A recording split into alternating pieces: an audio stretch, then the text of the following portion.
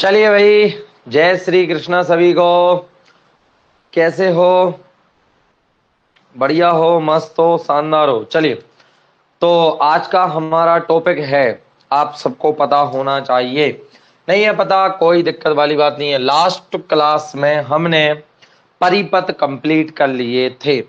7 परिपथ थे। सातों परिपथों को आपको एक आध दिन में वीडियो में रिवाइज भी करा दूंगा, आपको लगेगा तो। ठीक है, बढ़िया तरीके से।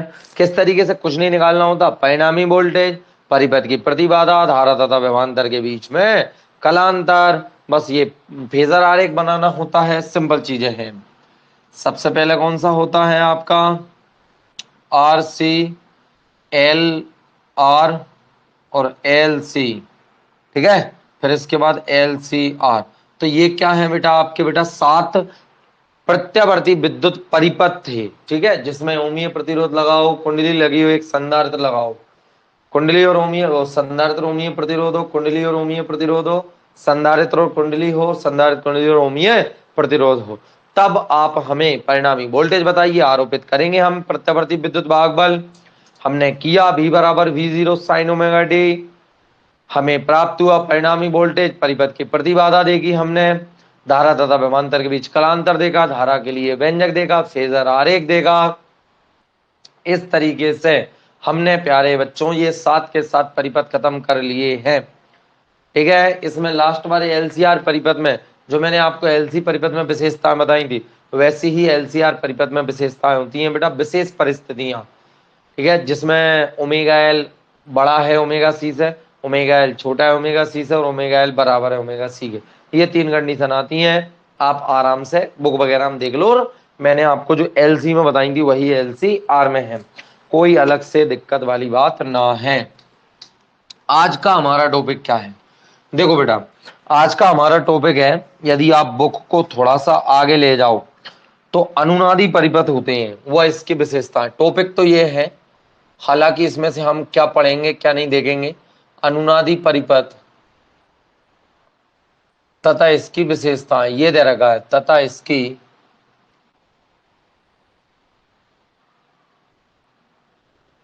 हम हल्का सा समझेंगे अनुनादी परिपथ क्या होता है। देखो बेटा, अनुनादी परिपथ वो होता है जिसमें एल व सी दोनों हो। ठीक है, और हम यहां पढ़ेंगे एल सी आर। अनुनादी परिपथ कितने प्रकार के? 2 प्रकार के। एक होता है बच्चे आपका श्रेणी अनुनादी परिपथ।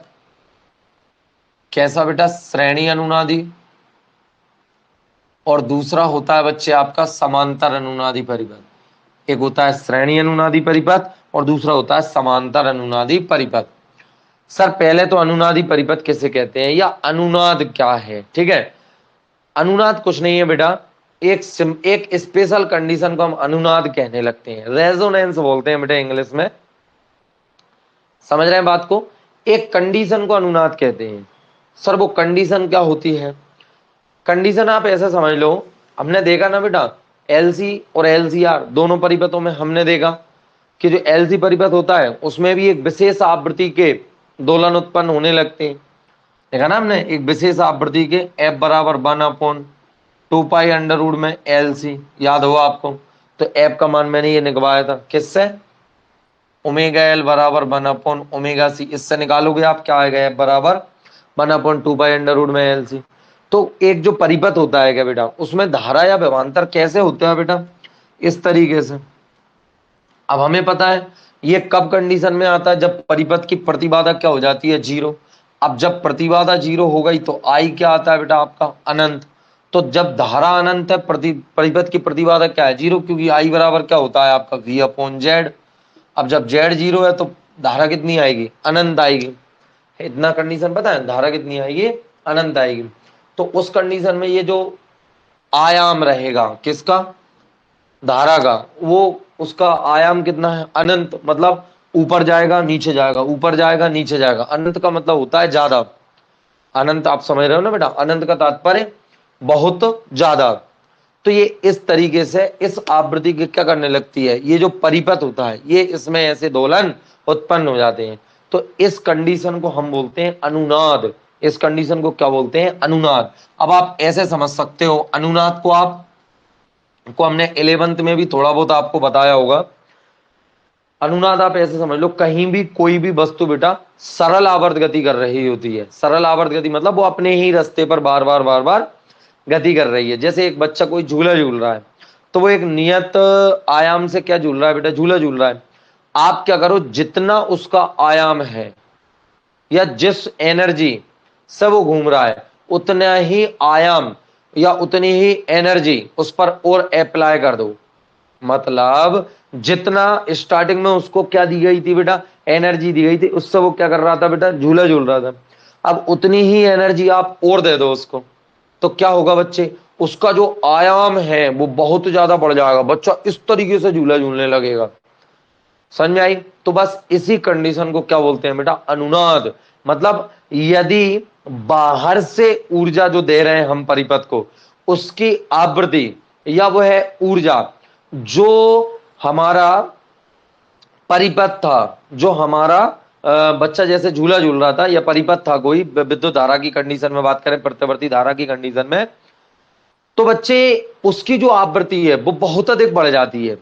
ठीक है, ऐसी कंडीशन को फिर वो क्या करने लगता है, उच्च आवृत्ति के उसमें विद्युत दोलन उत्पन्न हो जाते हैं। विद्युत एकदम उई नीचे तक उई, समझ गए? ऐसी कंडीशन को, ये जो दिख रही मेरा हाथ जिस प्रकार से जा रहा है ऊपर तक नीचे तक, ऊपर तक नीचे तक, ऊपर तक नीचे तक, ऐसी कंडीशन को क्या बोलते हैं बेटा, अनुनाद कहते हैं। आप किताब से सुन सकते हैं थोड़ा सा कि यदि कोई निकाय किसी विशेष आवृत्ति के दोलन कर सकता है, कोई भी निकाय किसी विशेष आवृत्ति के दोलन कर सकता है, जो कि क्या कर रहा है बेटा, कोई भी प्रत्यावर्ती परिपथ करता है। ठीक है, या फिर जैसे मैंने आपको बताया कि कोई बच्चा एक झूला झूल रहा है, वो पहले से झूल रहा है। ठीक है, हमने क्या किया, इस आवृत्ति को उस निकाय की क्या बोलते हैं, दोलनों की स्वाभाविक आवृत्ति कहते हैं। वो अपनी नॉर्मल आवृत्ति से क्या कर रहा है, दोलन कर रहा है, हमें कोई दिक्कत नहीं है। आगे, अब यदि ऐसे निकाय पर बाह्य आवृत्ति ऊर्जा स्रोत से, मतलब बाहर से ऊर्जा स्रोत से उससे ज्यादा, मतलब उसी आवृत्ति के क्या कर देंगे, ऊर्जा स्रोत से उसको ऊर्जा की ठीक उतनी ही आवृत्ति की उस निकाय की स्वाभाविक आवृत्ति के बराबर होती है। बात समझे मेरी बात? अरे बच्चों, अब यदि ऐसे निकाय पर बाह्य आवर्ती ऊर्जा स्रोत आरोपित किया जाता है, मतलब एक ऐसा एनर्जी सोर्स उस पर लगा दिया जाता है जो कि उसकी आवृत्ति के बराबर आवृत्ति के दोलन उसको करा सकता था।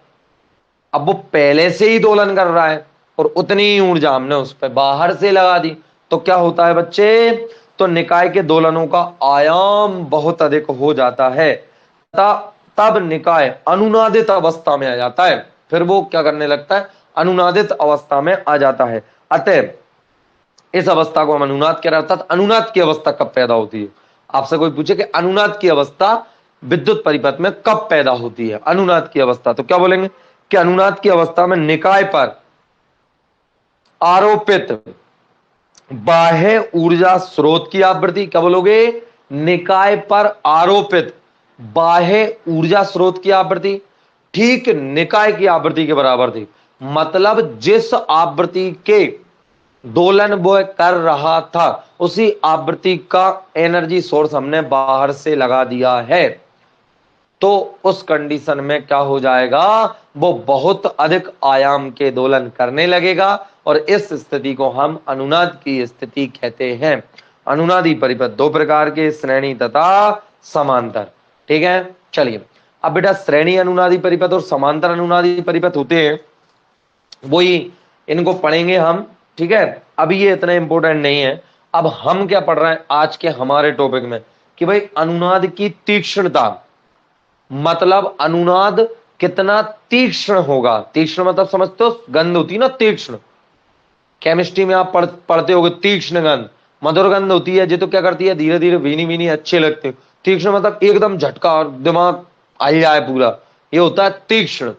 तो अनुनाद की तीक्ष्णता मतलब अनुनाद कितना हो पा रहा है, उसको ज्ञात करने के लिए एक कंडीशन होती है, एक गुणांक होता है, मतलब एक ऐसी राशि होती है, एक ऐसा नियतांक होता है जो हमें यह बताता है कि अनुनाद कितना तीक्ष्ण है। आ रही बात समझ में? वो हम आज ज्ञात करेंगे, अनुनाद की तीक्ष्णता। समझ गए? अनुनाद की तीक्ष्णता ध्यान से सुनेंगे।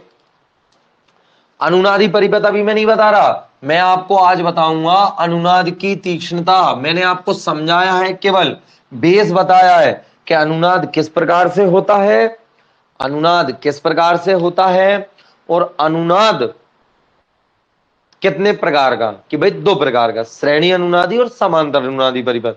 परीक्षा में आ जाता है, श्रेणी और समांतर अनुनादी परिपथ में अंतर बताइए, या बैंड चौड़ाई या विशेषता गुणांक, जो सबसे ज्यादा इंपोर्टेंट क्वेश्चन है मैं उसके बारे में बता रहा हूं। ठीक है प्यारे बच्चों, मैंने शायद आपको मेरे आज के क्लास की भूमिका जमा दी होगी। मैं अनुनाद की तीक्ष्णता के गुणांक के बारे में आपको बताने जा रहा हूं।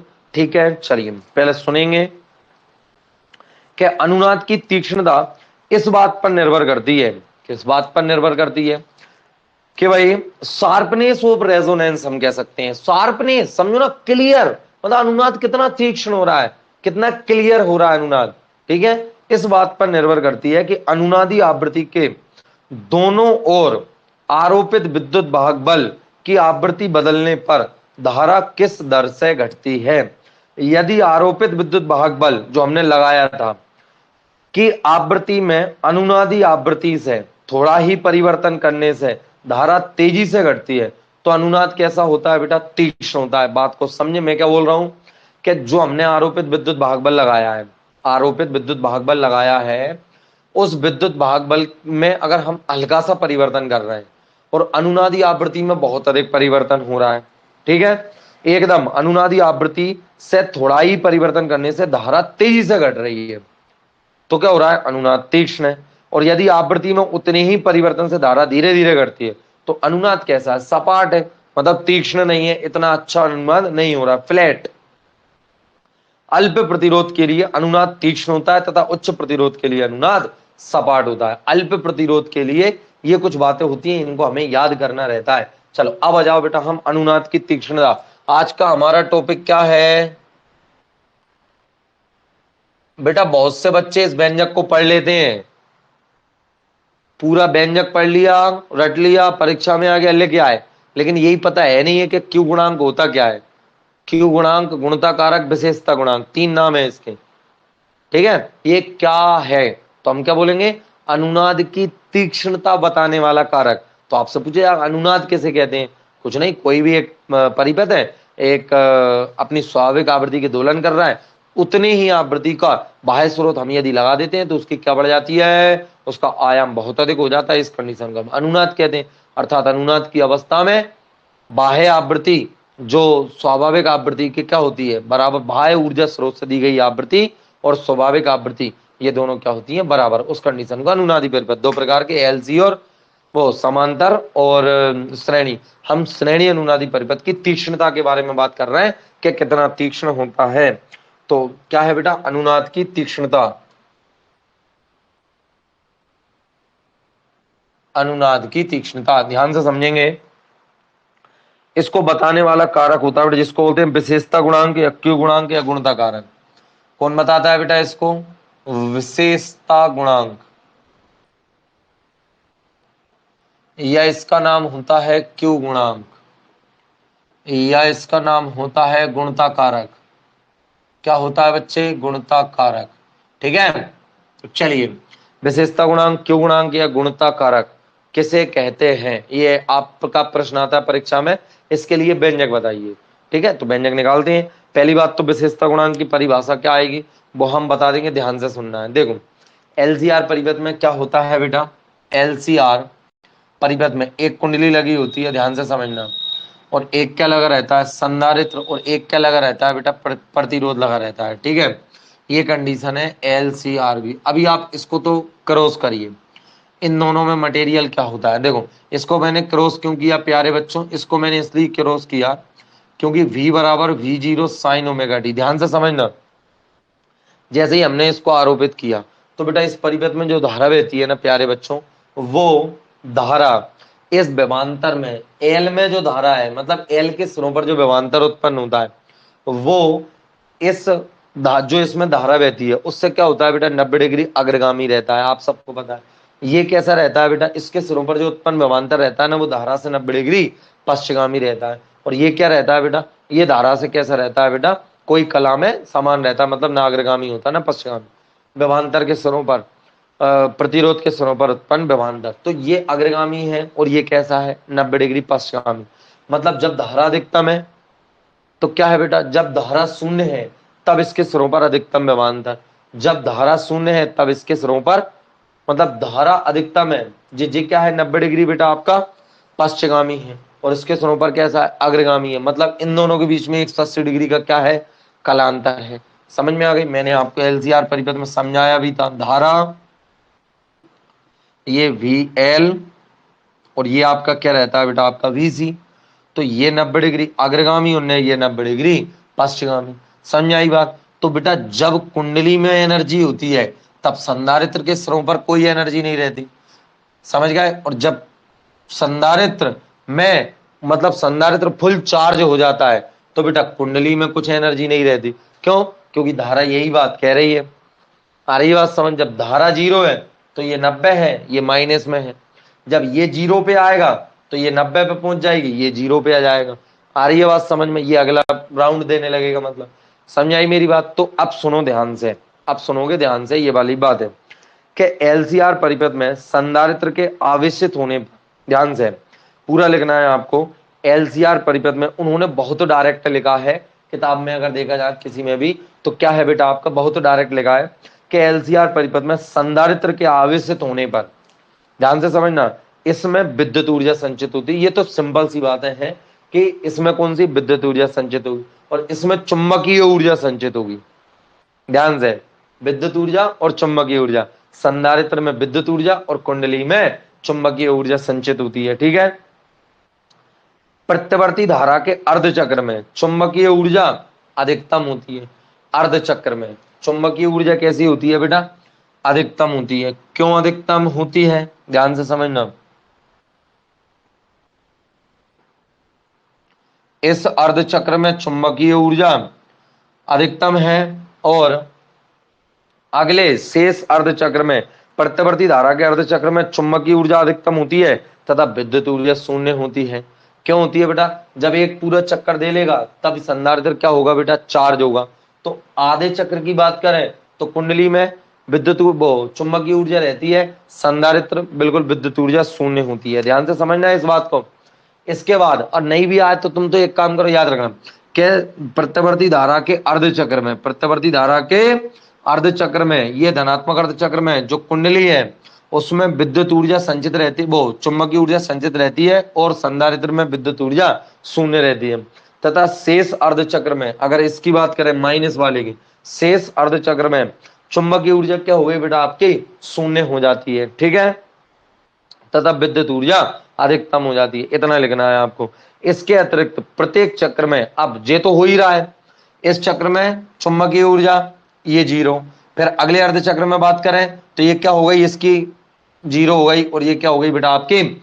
अधिकतम, मतलब विद्युत ऊर्जा हो गई। और इसके साथ ही ये एक चक्र में ये मैटर चला पूरा, इसके साथ में जो R है बेटा आपका, इस पूरे चक्र में R में ऊष्मा के रूप में, क्योंकि धारा तथा विभवांतर दोनों समान कला में है, परिपथ में बहने वाली धारा और इस R के सिरों पर उत्पन्न विभवांतर दोनों कैसे हैं? समान कला में है। तो कंडीशन क्या है बच्चे कि ये जो R प्रतिरोध है इस पूरे चक्र में ये धारा में ऊष्मीय प्रतिरोध उत्पन्न करेगा। तो क्या करें? इसके अतिरिक्त प्रत्येक चक्र में प्रतिरोध से कुछ ऊर्जा का ऊष्मीय ऊर्जा के रूप में क्षय होता है। धनात्मक अर्धचक्र में कुंडली में संचित ऊर्जा होती है, विद्युत ऊर्जा शून्य होती है। ऋणात्मक अगले अर्धचक्र में विद्युत ऊर्जा, संधारित्र में विद्युत ऊर्जा अधिकतम होती है और कुंडली में चुंबकीय ऊर्जा शून्य हो जाती है। और इसी बीच में जो ओमीय प्रतिरोध है इसमें ऊष्मीय ऊर्जा के रूप में ऊर्जा की हानि होती है। परिपथ में जितनी कम ऊर्जा का क्षय होगा, सही बात है बेटा, जितनी कम ऊर्जा का क्षय होगा अर्थात जितनी अधिक ऊर्जा चुंबकीय ऊर्जा तथा विद्युत ऊर्जा में संचित हो रही है, चुंबकीय ऊर्जा विद्युत ऊर्जा, चुंबकीय ऊर्जा विद्युत ऊर्जा, चुंबकीय ऊर्जा, ऐसे चल रहा है चक्र आपका। ठीक है। अरे यार आधे आधे चक्र में आगे पीछे है ना, बात को समझो। ये 180 डिग्री के कालांतर पर हो गए ना बेटा, और 180 डिग्री कहाँ आता है? यहां तक। मैंने आपको चित्र बना बना कर समझाया, आप कोई दिक्कत नहीं है। ठीक है। चलिए फिर इसके बाद बात करेंगे कि जितनी कम ऊर्जा का क्षय होता है परिपथ में, जितनी कम ऊर्जा का क्षय होगा अर्थात जितनी अधिक ऊर्जा चुंबकीय अथवा विद्युत ऊर्जा के रूप में संचित होती है, अनुनाद उतना ही तीक्ष्ण होता है। ठीक है, बस इतनी बात आपको ध्यान रखनी है। तो इसके लिए हमने अनुनाद की तीक्ष्णता का डायरेक्ट एक फॉर्मूला निकाला है और वो डायरेक्ट फॉर्मूला आपको याद करना है। कहते हैं एलसीआर परिपथ में अनुनाद की तीक्ष्णता की माप एक विमाहीन राशि से की जाती है जिसे परिपथ का विशेषता गुणांक, क्यू गुणांक या गुणता कारक कहते हैं। बस आपको डायरेक्ट करना है कि विशेषता गुणांक का सूत्र, विशेषता गुणांक का सूत्र तो क्या होता है भाई, डायरेक्ट 2 पाई इंटू परिपथ में संचित कुल ऊर्जा कितनी है। हम चाहते हैं कि परिपथ में कम से कम ऊर्जा का क्षय हो, तो हमने देखा परिपथ में संचित कुल ऊर्जा कितनी भाई, समझना, और अपोन में प्रति चक्र व्यय ऊर्जा, प्रति चक्र परिपथ में क्षय ऊर्जा, मतलब प्रति चक्र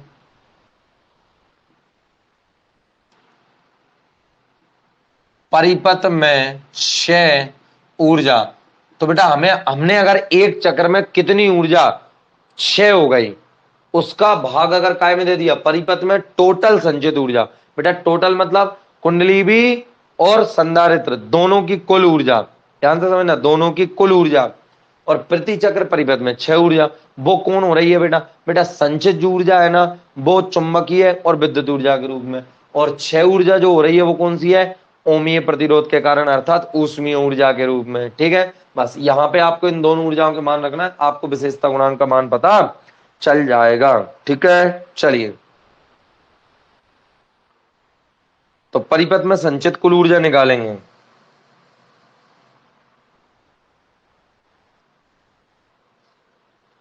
जहां निकालो परिपथ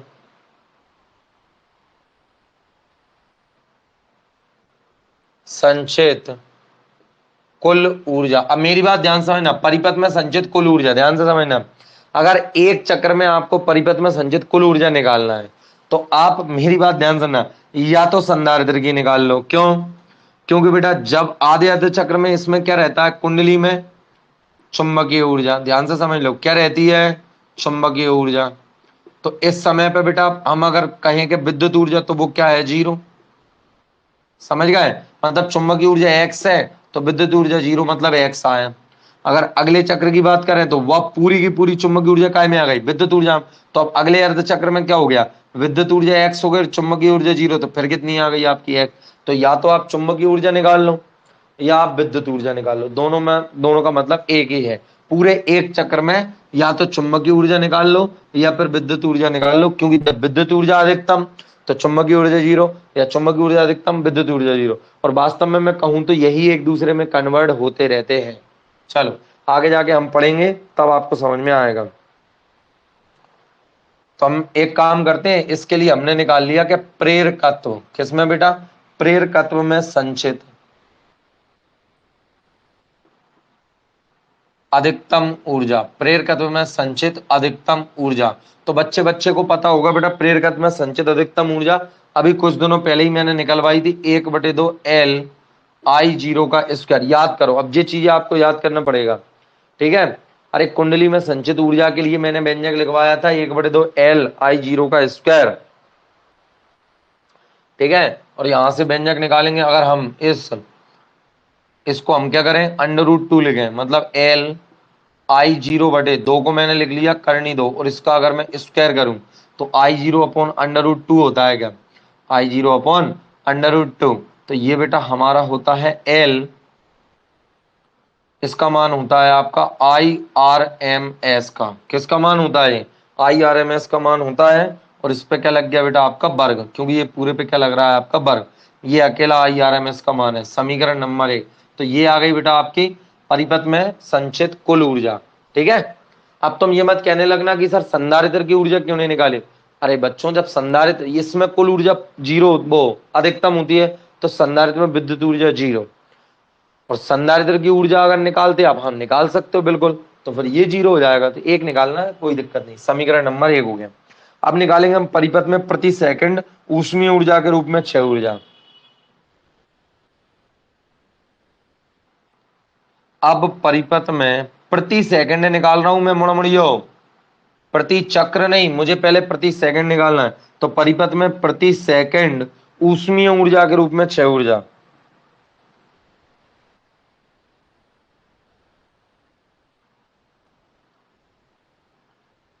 के रूप में क्षय ऊर्जा। तो चलो जल्दी से बताओ बेटा, ऊष्मा क्या होती है?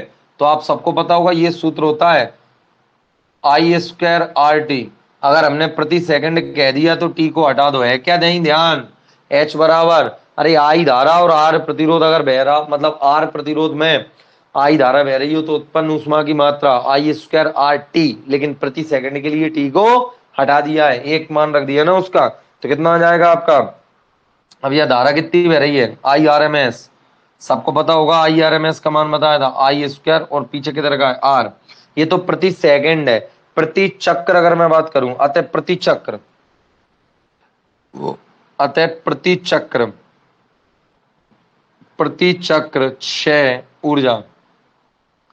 तो बेटा प्रति चक्र के लिए क्या देंगे हम? इसमें IRMS का वर्ग और आर, इसमें भाग दे दो काय का? आवृत्ति का। प्रति चक्र के लिए काय का भाग देंगे? फ्रिक्वेंसी का। किसकी? अरे धारा की फ्रिक्वेंसी का, मतलब कितनी आवृत्ति है धारा की उसका। ठीक है, वो 50 हर्ट्ज होती है घरों में दैनिक जीवन में, लेकिन अभी हम डायरेक्ट नहीं रख सकते। समझ आ गया बेटा? प्रति चक्र रखा है ना, तो एक एक चक्कर में दिए गए, मतलब एक सेकंड में दिए गए चक्करों की संख्या ही तो हमारी आवृत्ति होती है। तो यहाँ प्रति चक्र बोला तो नीचे क्या रख दिया आपका? FR। क्या रख दिया नीचे? FR। नीचे का मतलब आप यहीं रख लो FR। अरे दोनों मान उठा के इसमें रख दो यार, बात खत्म करो। समीकरण नंबर 1 ये 2 हो गया और ये आपका 3 हो गया, इसमें उठा के रख दो और आंसर प्राप्त करो, बात खत्म। चलो रखें बेटा, चले। तो देखिए बेटा, समीकरण 1 से, समीकरण 1 में मान रखने पर तो हम हमारा आ जाएगा बेटा आपका Q गुणांक। क्या आ जाएगा? Q गुणांक बराबर, देखो सबसे पहले तो कितना है बच्चे आपका 2 पाई, परिपथ में संचित ऊर्जा कुल कितनी है? तो वो है हमारी बेटा LIRMS का स्क्वायर, और बटे में कितना है बेटा हमारा? प्रति चक्र क्षय ऊर्जा कितनी है? IRMS का स्क्वायर, IRMS का स्क्वायर, फिर नीचे आपका R है और सबसे नीचे आपका कितना है? FR। ये IRMS का वर्ग इससे कट गया, ऊपर बचा बेटा 2 पाई, ये पहुंच गया FR ऊपर, और ऊपर है आपका L और अपॉन में कितना बचा? R। सब जानते हैं बेटा कि 2 पाई F बराबर कितना होता है? हम जानते हैं बेटा आपका 2 पाई FR बराबर, R मतलब एक विशेष आवृत्ति है, रेजोनेंस आवृत्ति। R मतलब क्या है बेटा? अनुनादी आवृत्ति है। तो ये क्या आ जाएगा आपका? Omega R। क्या आ जाएगा? Omega R। इसके रख दिया तो अर्थात Q गुणांक, क्या? Q गुणांक बराबर इसकी जगह पर रख दिया तो ओमेगा R L अपॉन में R। ये एक आपका फॉर्मूला आ चुका है। ठीक है, चल कोई दिक्कत किसी को नहीं है, ये आपके Q गुणांक का शानदार व्यंजक है। अब इसके बाद हम जानते हैं बेटा ओमेगा R क्या है बेटा आपका? कोणीय आवृत्ति या कोणीय वेग। तो इसका तो मान हमें ही पता है, इसका तो मान हमें पता है कितना होता है, जल्दी से याद करो, या फिर आप यही ऐप का मान रख सकते हो, मैंने अभी बताया था ना कुछ देर पहले। अरे ओमेगा L बराबर 1/ओमेगा C, ये दोनों गुणा कर जाते हैं तो ओमेगा² बराबर 1/√में LC, या ओमेगा बराबर कितना होता है आपका? ओमेगा बराबर कितना होता है आपका? 1/√में LC। ये वाला फॉर्मूला उठा के रखेंगे कि हम जानते हैं, इस प्रकार से लिख सकते हो आप, लेकिन अनुनाद की स्थिति में जानते हैं ना हम, अनुनाद की स्थिति में क्या जानते हो आप? अनुनाद की स्थिति में कि जो आपका ओमेगा R है वो होता है बेटा 1/√में LC, इसका मान। तो यहाँ रखिए बेटा, तो हमारा Q गुणांक आ जाएगा, जगह थोड़ी कम है देखो, Q गुणांक आ जाएगा ओमेगा R बराबर कितना? 1/L तो ऊपर लिखा ही है, ये अंडर रूट में कौन है आपके? LC, ध्यान से, और बाहर कौन है बेटा आपके? R। तो क्या किया जाए, क्या किया जाए? देखो बेटा इस एल को भी अंदर ही ले लेते हैं, तो देखो क्या हो जाएगा, यही हो जाएगा, कोई दिक्कत वाली बात नहीं है। देखो एल को भी अंदर लेंगे तो ये क्या आ जाएगा? L², और एक एल से एक एल कट जाएगा, तो ये 1/R कहाँ आ गए बेटा हमारे? बाहर। 1/R कहाँ आ गए? बाहर, और अंडर में ऊपर L² था, L बचा और नीचे का C बचा। समझ में नहीं आई हो तो यहाँ देखें, देखो एक एल ऊपर लिखा है और एक अंडर रूट में एल सी और आर। जहाँ आ रहे तो गोली मारो, इसको पूरा अंडर रूट में लेंगे, जे करनी के अंदर जाएगा तो वर्ग हो जाएगा, जे एल सी, एल से एल कट गया तो अंडर रूट में कितना आएगा एल अपॉन सी, तो बाहर तो लेगा ही है यार, 1/r तो बाहर लेगा ही है। अगली बात समझ में चलिए, तो ये व्यंजक हो गया बेटा आपका कितना, क्यू गुणांक बराबर, ठीक है, बस यही व्यंजक है लास्ट, ठीक है। तो बेटा इस विशेषता गुणांक क्यू के अधिक होने के लिए क्या शर्त है, वेरी वेरी इंपोर्टेंट है, अनुनाद तीक्ष्ण होने के लिए परिपथ का ओमीय प्रतिरोध कम होना चाहिए, 1/r है ना, तो परिपथ का ओमीय प्रतिरोध कम होना चाहिए, और दूसरा एल सी का मान अधिक होना चाहिए, मतलब L/C का मान अधिक होना चाहिए। कुल मिला के L/C जितना ज्यादा होगा उसका वर्गमूल उतना ज्यादा आएगा, क्यों गुणांक उतना अधिक आएगा। ठीक है प्यारे बच्चों, इतना पूरा मैटर है, ठीक है। अच्छा खासा व्यंजक है जी, इसमें आपको देखो ऊपर जो मैंने बोला था वो लिखना है, आपके पास बुक है आप बुक में से लिख लेना, परिपथ में संचित ऊर्जा बटे प्रति चक्र परिपथ में क्षय ऊर्जा, परिपथ में संचित कुल ऊर्जा यही है, क्योंकि इस समय संधारित्र में 0, अगर यहाँ संधारित्र की ऊर्जा निकालोगे तो फिर ये 0 हो जाएगी, तुम्हें जब निकालना हो तब निकाल सकते हो। परिपथ में प्रति सेकंड ऊष्मीय ऊर्जा के रूप में क्षय ऊर्जा प्रति सेकंड इतनी आएगी, प्रति चक्र के लिए भाग, इन दोनों मानों को उठा के यहाँ रख देते हैं, व्यंजक आ जाता है। वैसे तो ओमेगा आर जहां आप एफ का मान भी रख सकते थे, 1/√अंडर रूट में एल सी 2 पाई, 2 पाई से 2 पाई कट जाता, ओमेगा की आवश्यकता ही नहीं थी। समझ में आई मेरी बात, तो ये कंडीशन है, ठीक है। बताओ आ गया क्या समझ में, अनुनाद की तीक्ष्णता, हाँ भैया, जय श्री कृष्णा कर रहे थे सब भैया, चलो आ गया क्या समझ में, जल्दी बताओ, कोई लेट जुड़ा हो तो मैं कह नहीं सकता, बाकी मैंने अनुनाद पूरा समझाया है, वीडियो को बाद में दोबारा से देख ले।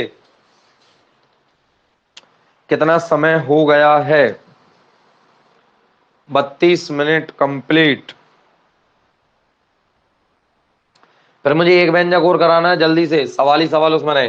क्लियर हो गया, नोट डाउन कर लेना, मैं साफ कर रहा हूं, क्लियर बच्चों। अगला एक और व्यंजक करा दूंगा, ये very very important, this is a very very important derivation of class 12th annual exam, समझे आप बात को, ठीक है। चलिए, वार्षिक परीक्षा के हिसाब से ये बहुत इंपॉर्टेंट क्वेश्चन, और इतना ही तुम्हें करना है, 2 लाइनें इसके ऊपर लिखना है जो मैंने आपको बता दी, ठीक है। धनात्मक अर्ध चक्र में कुंडली में चुंबकीय ऊर्जा संचित होती है, ऋणात्मक अर्ध अगले अर्ध चक्र में संधारित्र में विद्युत ऊर्जा संचित होती है, ठीक है।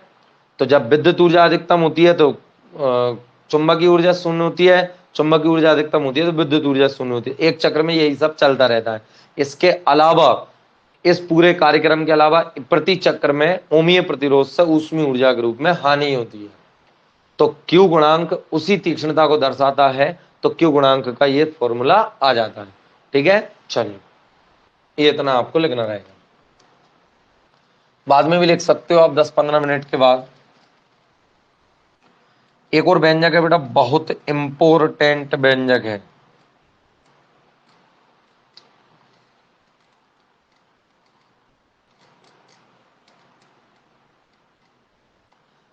चलो आप बताओ बेटा कि अगले व्यंजक को मैं अगली क्लास में कराऊं कि आप अभी कराऊं, क्योंकि बच्चा क्या होता है 1 घंटे तक डायरेक्ट, जैसे मैं वीडियो डाल देता हूं ना तो वो 1 घंटे की वीडियो देख के बिचक जाता है, ठीक है। आप बताओ बेटा कि मैं अगले एक बढ़िया सा व्यंजक है, वो भी शानदार है, चलो मैं आज ही बता देता हूँ, 1 क्लास ज्यादा हो जाएगी फिर उसमें आगे देखो आप, तो ठीक है, बहुत इंपोर्टेंट है बेटा। श्रेणी तथा समांतर अनुनादी परिपथों में अंतर, इसको आप पढ़ोगे।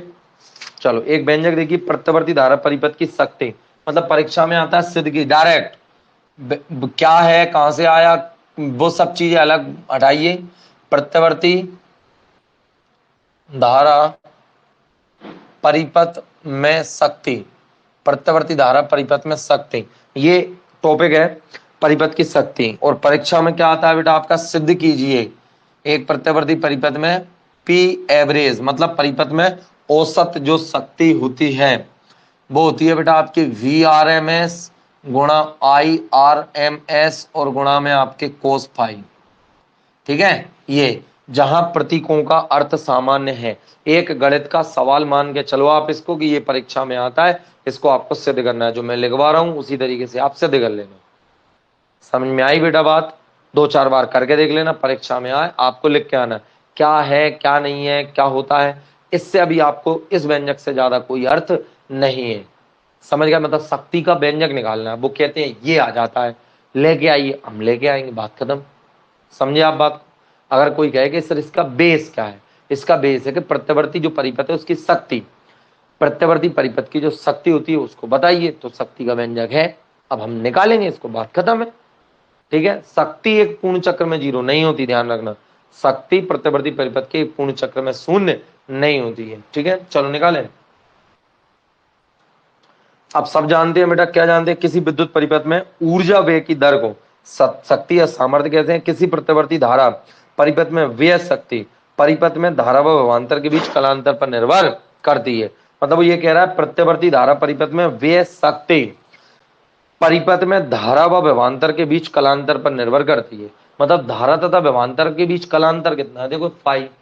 ये क्या पता है, धारा तथा विभवांतर के बीच में कलांतर हमने मान लिया, और इस पर निर्भर करती है प्रत्यवर्ती परिपथ की शक्ति, जो कि दिष्ट परिपथ की नहीं करती है, क्योंकि उसमें धारा तथा विभवांतर के बीच कोई कलांतर ही नहीं होता। वी समानुपाती आई होता है, ओम का नियम काम करता है, बात खत्म होती है। चलिए, तो हमने डायरेक्ट लिखा, एक लाइन के बाद मैं डायरेक्ट लिखूंगा कि प्रत्यवर्ती धारा परिपथ में किसी क्षण वे शक्ति, लिखेंगे आप बेटा प्रत्यवर्ती धारा परिपथ, प्रत्यवर्ती धारा परिपथ में हो जाएगा बेटा 10 एक मिनट में हो जाएगा, जल्दी से करेंगे तो किसी क्षण वे शक्ति, मैंने 2 पार्ट कर लिए, किसी क्षण वे शक्ति उस क्षण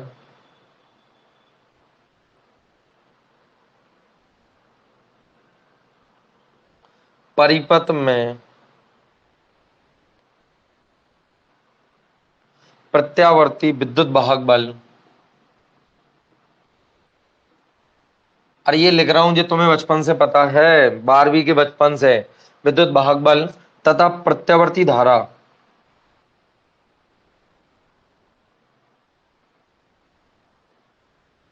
के गुणनफल के बराबर होती है।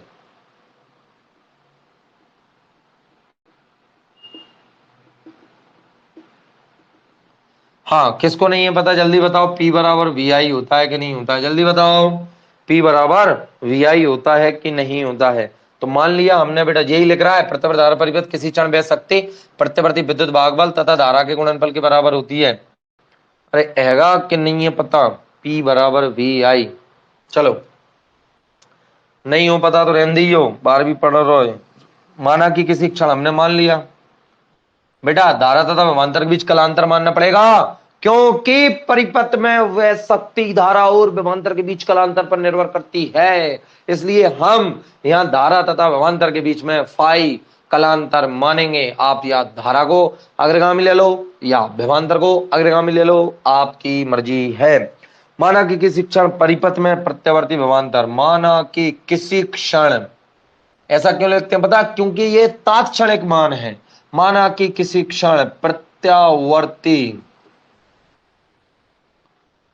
परिपथ में विद्युत वाहक बल कितना है, अरे V बराबर V0 साइन ओमेगा टी है।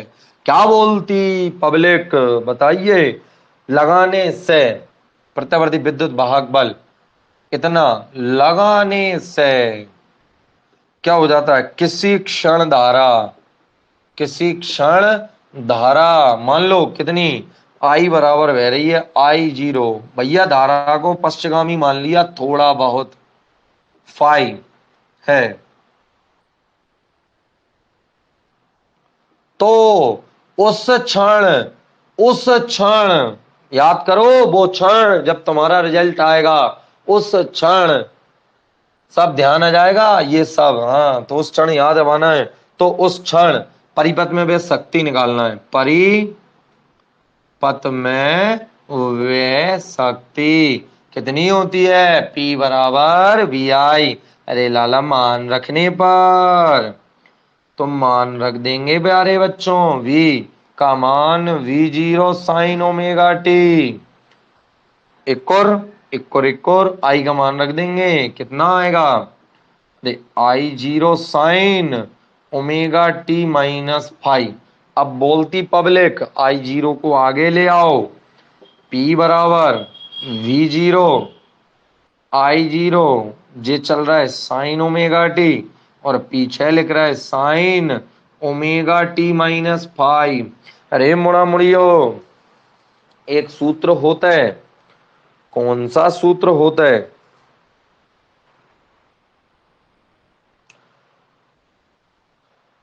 साइन ए माइनस बी का, उतार लो जल्दी से, साइन ए माइनस बी का।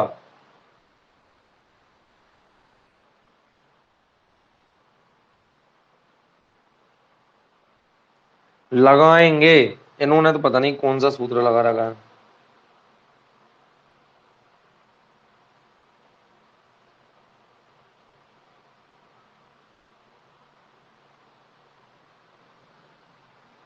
देखो इसमें एक फॉर्मूला लगाते हैं मैडम, कौन सा? दो का गुणा दो का भाग। मैंने क्या किया, दो का गुणा दो का भाग, तो P बराबर, ध्यान से, वी जीरो आई जीरो बटे दो, ये हो गया दो का भाग, और दो का किया गुणा, टू साइन ओमेगा टी और sine omega t minus five. तो ये क्या है बेटा आपका, ध्यान से, two sine A sine B, तो two sine A sine B का सूत्र लगाएंगे, जो कि क्या होता है, ध्यान से, two sine A sine B का सूत्र लगाएंगे, two sine A sine B. देखो गणित वालों तो याद रहते हैं, तुम्हें याद रहे तो ठीक है, नहीं रहे तो ऐसा कर लेना। देखो तुम्हें याद होना चाहिए साइन ए प्लस बी का सूत्र, याद करो। अब जब साइन ए है तो साइन ए प्लस बी हटाओ बेटा, ये चार सूत्र होते हैं, साइन ए प्लस बी ए माइनस बी और कोस A plus B A minus B.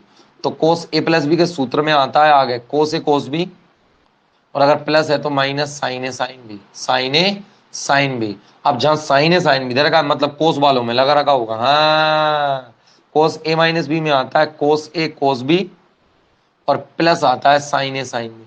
अब इसका सीधा सा तात्पर्य होगा कि साइन ए और साइन बी जुड़ रहा है, तो इसका मतलब बेटा इसमें से इसको घटाया होगा, तभी तो ये माइनस क्या हुआ होगा, प्लस, और जे क्या हो गया होगा, कटिंग कटिंग।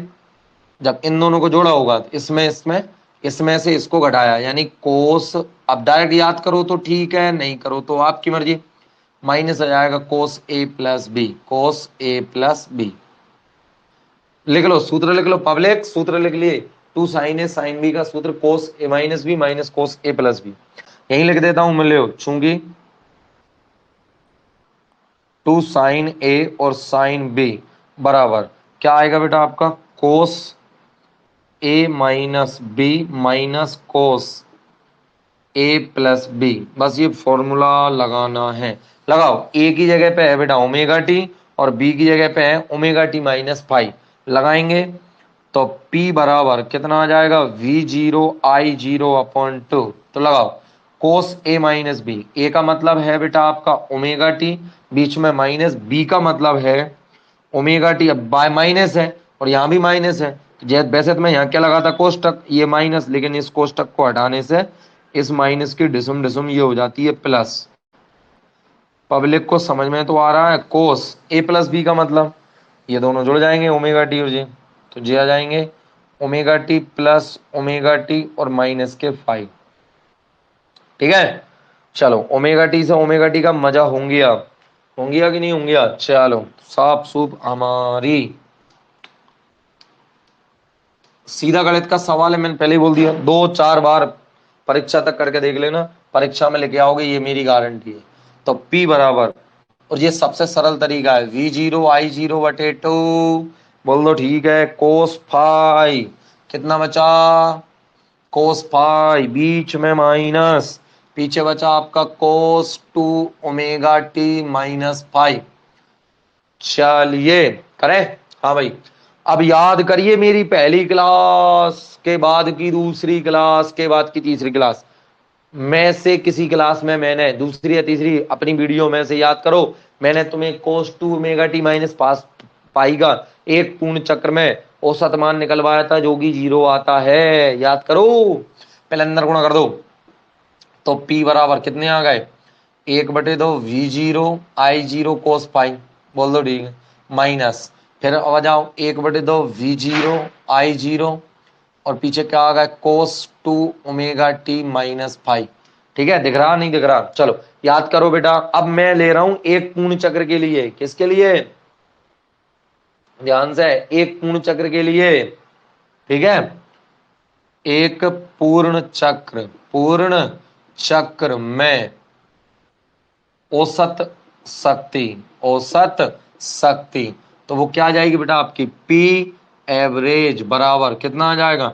1/2 V0 I0 और कोस पाई और माइनस में आ जाएगी 0, क्योंकि एक पूर्ण चक्र के लिए बेटा, एक पूर्ण चक्र के लिए अभी हाल में आपको बताऊं कि जो आपका कोस 2 ओमेगा टी माइनस फाइव है, इसका मान 0 होता है।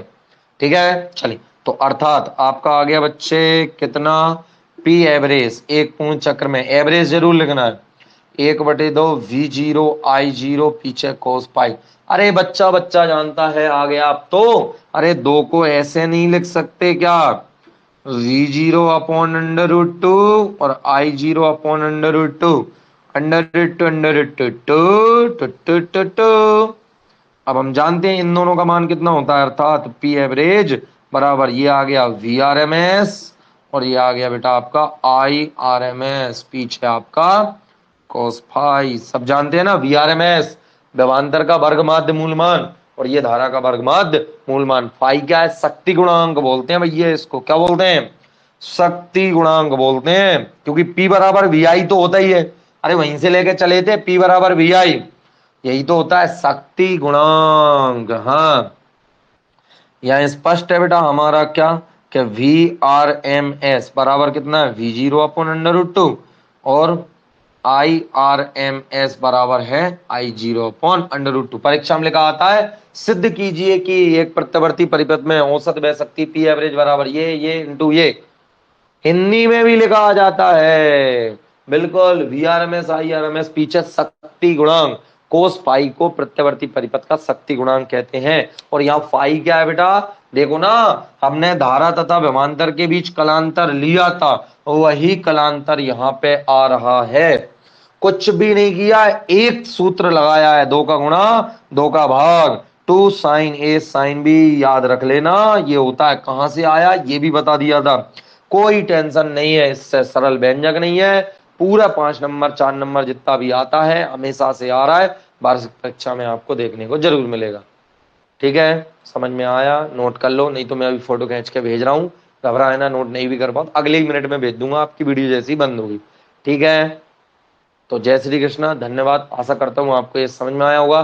कल हम बाटीन धारा और चौक कुंडली 2 टॉपिक क्लियर कर लेंगे, उसके 2 दिन में एक कल ये दोनों हो जाएंगे, उसके 2 दिन में ट्रांसफॉर्मर हो पाएगा और 1 दिन में जनरेटर। ठीक है, तीन एक दिन वीडियो को रहेंगे अभी इस चैप्टर की। ठीक है बेटा, जय श्री कृष्ण। कोई डाउट हो तो पूछो जल्दी, समझ में नहीं आया जल्दी पूछो।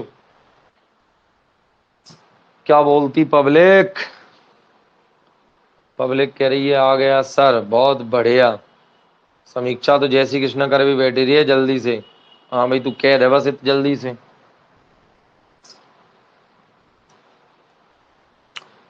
आ गया, बहुत बढ़िया। ठीक है, तो जय श्री कृष्ण भैया, मिलते हैं कल 50 मिनट की वीडियो। बहुत बहुत धन्यवाद लाइव जुड़ने के लिए। शुभ रात्रि, पुनः पधारें कल।